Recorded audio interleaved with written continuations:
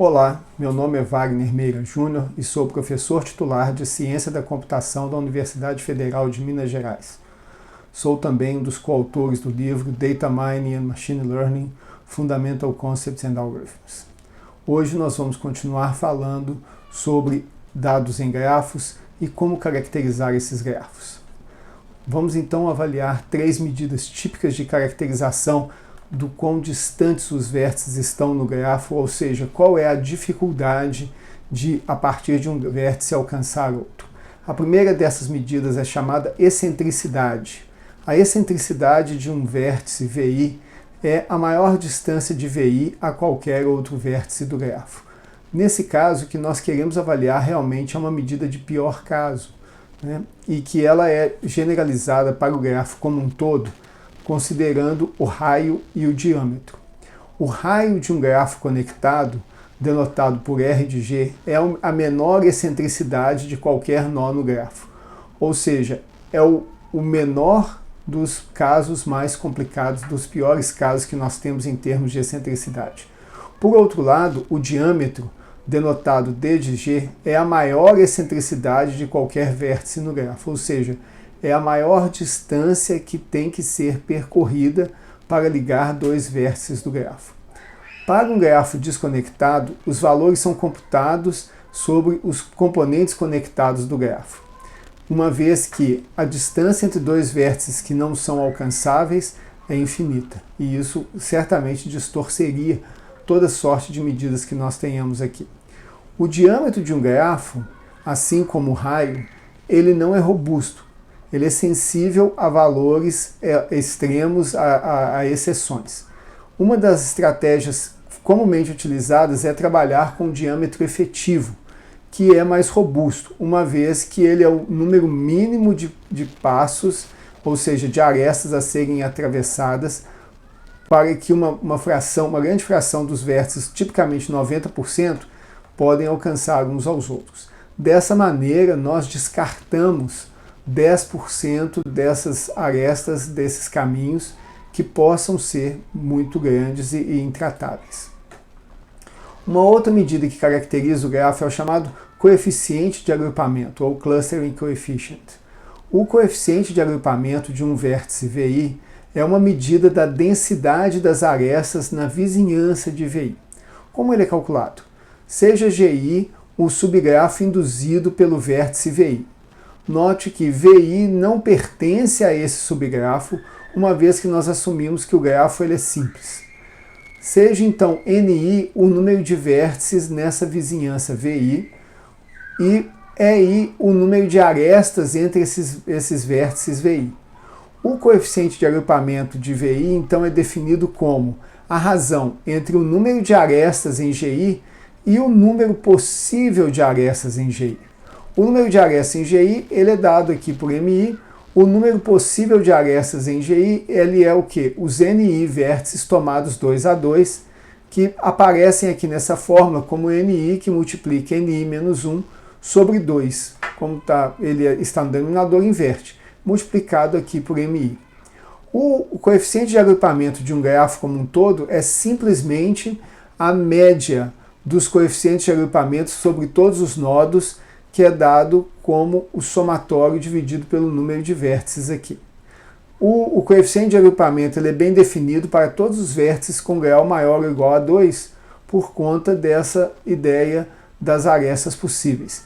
E nós definimos que o coeficiente de agrupamento é igual a 0 se o grau do vértice é menor do que 2, o que também trata os vértices desconectados.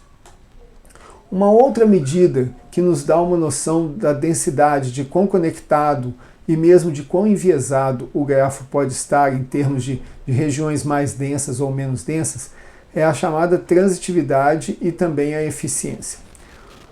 O que é a transitividade? A transitividade de um grafo ela é definida como a razão entre 3 vezes o número de triângulos sobre o número de triplas conectadas em G.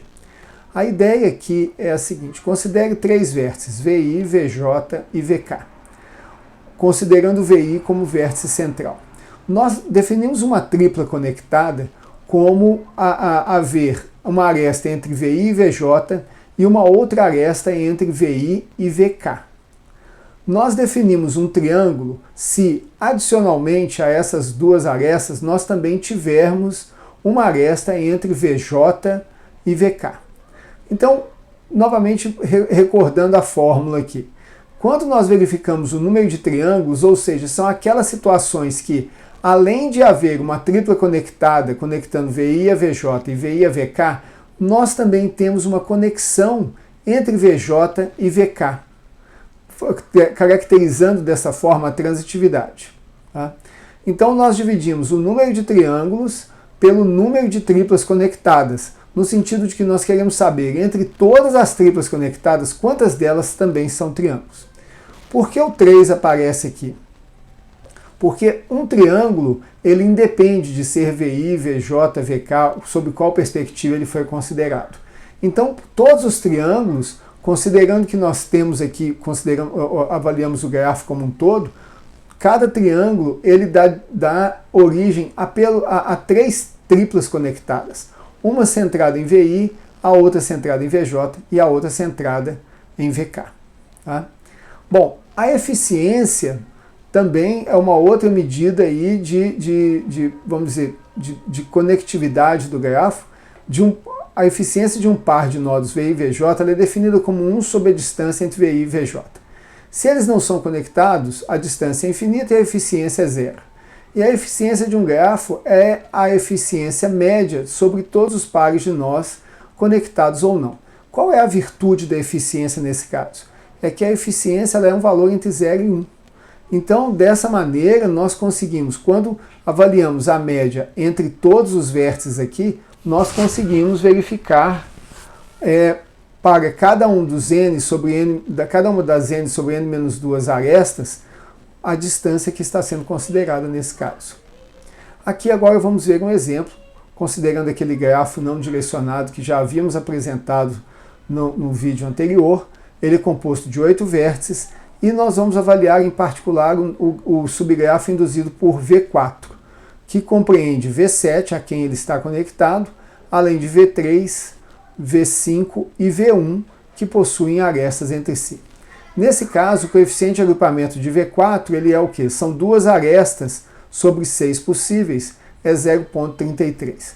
Nós podemos repetir o processo para todos os vértices no grafo que tem grau maior do que 2, então, por exemplo, o V6 ele é desconsiderado nesse caso, e nós percebemos aqui que o coeficiente de agrupamento ele é 0,3125.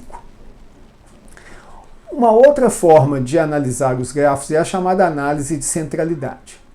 A análise de centralidade, ela, de alguma maneira, ela induz uma ordenação, uma priorização entre os vértices de acordo com a sua importância, com vamos dizer, o quão fundamentais eles são para que aquele grafo, entre aspas, funcione. Né? E nós temos alguns tipos de centralidade que nós vamos considerar aqui agora. O primeiro e mais simples dele é chamado centralidade de grau, que é o que? Você vai considerar quão mais centrais os vértices, quanto maior for o seu grau. Então ele se torna mais importante ou central. Isso é uma medida intuitiva, porque nesse caso, o vértice, ele realmente, ele tem uma probabilidade, ele tende a ser mais importante porque ele é mais conectado. O que, como nós vamos ver nas outras medidas, nem sempre se confirma. Tá? Uma segunda medida de centralidade é a chamada centralidade de excentricidade, e que ela é definida como 1 sobre a excentricidade do vértice, que é a maior distância entre DV1 e VJ. Notem que nesse caso, o que nós queremos saber? O vértice ele tende a ser mais central quanto menor for a sua excentricidade. Por quê? Porque indica que o vértice que está mais distante dele é o menor entre todos. Nesse caso, a tendência é que esse vértice ele se posicione no meio do grafo, vamos dizer assim. Ou seja, quanto menos excêntrico ele for, mais central ele é. E por fim, nós temos a centralidade de proximidade. Então, a ideia é que a centralidade de proximidade ela vai usar a soma de todas as distâncias e não apenas a maior distância. Notem que aqui, entre essas duas centralidades, nós temos um compromisso dependendo do que você queira avaliar em termos do grafo. Na centralidade de excentricidade, nós estamos falando do pior caso. Ou seja, vamos supor, você quer posicionar algo como um hospital. A posição desse hospital, considerando os vários pontos que devem alcançá-lo, ela deveria minimizar essa centralidade no sentido de que seja o pior caso para qualquer pessoa que tenha que acessar aquele hospital. Por outro lado, quando nós trabalhamos com a centralidade de proximidade, nós observamos a soma das distâncias. Então, isso seria o atendimento da população ou dos interessados na média. Seria onde colocar um supermercado, onde colocar alguém cujo pior caso não fosse determinante. Um outro conceito de centralidade aqui é chamado betweenness, ou como, vamos dizer, a centralidade de intermediação aqui. Tá? Então, a centralidade de intermediação, ela mede quantos dos caminhos mais curtos entre todos os pares de vértices incluem VI. Ou seja, ele é aquele hub, aquele ponto pelo qual todos passam. Né? Isso nos dá uma indicação da capacidade de monitorização por esse vértice I para os vários pares de nodos.